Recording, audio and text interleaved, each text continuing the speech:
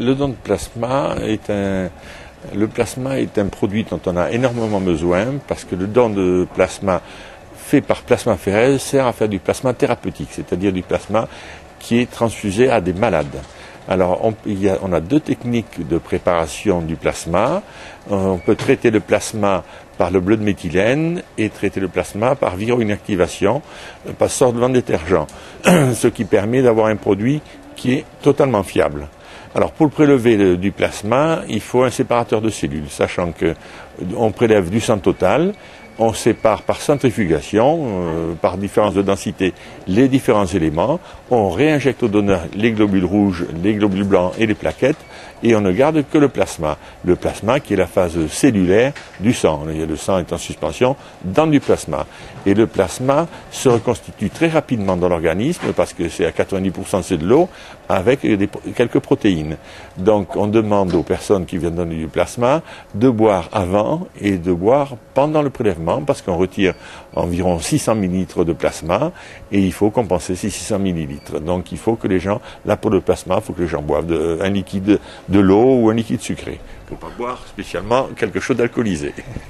Il y a 4 phases, une phase d'accueil, une phase d'entretien médical, le prélèvement et la collation. Alors l'accueil, c'est pour prendre des renseignements administratifs. L'entretien médical, c'est pour voir s'il n'y a pas une contre-indication. Contre-indication pour protéger le donneur, la santé du donneur, c'est-à-dire voir s'il est anémié ou s'il n'a pas un problème cardiaque. Et aussi pour protéger le receveur, pour voir si le donneur n'a pas pris des risques dans sa vie privée qui feraient courir des risques au receveur, bien que nous fassions beaucoup d'examens pour éliminer les poches qui sont à risque. Mais le 100% n'est pas encore atteint. Alors d'abord, il y a les contre-indications liées à l'âge. On ne peut pas donner en dessous de 18 ans et au-dessus de 70 ans.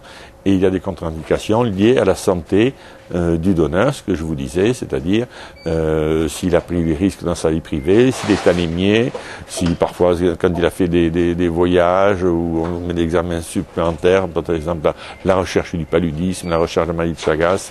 Enfin, il y a un questionnaire qui est très complet pour qu'il y ait le minimum de risques pour le donneur et pour le receveur. C'est moins fatigant parce que quand on prélève un don de sang total, on retire 1 gramme d'hémoglobine au donneur.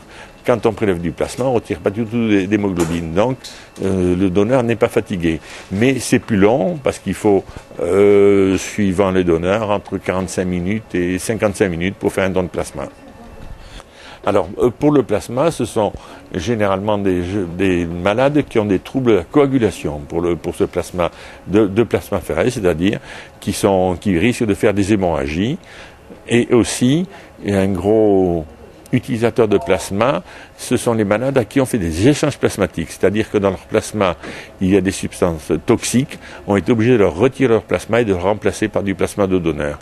Et ça, c'est une très grosse consommation de plasma et c'est quelque chose qui est en augmentation parce que c'est souvent lié à des maladies auto-immunes qui se développent actuellement. Les besoins de la région sont en augmentation croissantes et vont continuer à augmenter dans les années qui viennent parce qu'en France, par rapport aux autres pays européens, il y a une sous-utilisation du plasma. Actuellement en France, on utilise une poche de plasma thérapeutique pour 4 transfusions de globules rouges.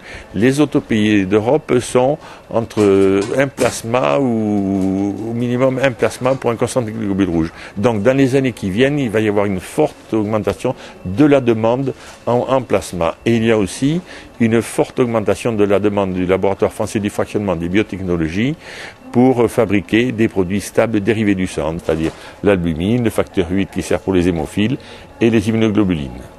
Donc le plasma, dans les 2 ans qui viennent, il faut qu'on double le prélèvement de plasma. C'est pour ça qu'on fait du plasma dans les sites fixes et du plasma dans les équipes mobiles. Au cours du don du sang, on a quelques machines à Plasmaphéreses et nous allons faire des équipes mobiles uniquement consacrées au don de plasma. Alors on peut donner, il y a 2 postes fixes à Toulouse, à l'hôpital Purpan, et celui-ci qui est 15 allées Jean Jaurès. Et autrement, il y a un certain nombre de collectes dans l'agglomération, notamment des collectes en janvier dans la salle des illustres, de temps en temps dans la rue Alsace, mais peut-être que ça ne va pas continuer parce qu'il va y avoir des travaux, et dans toutes les collectivités toulousaines.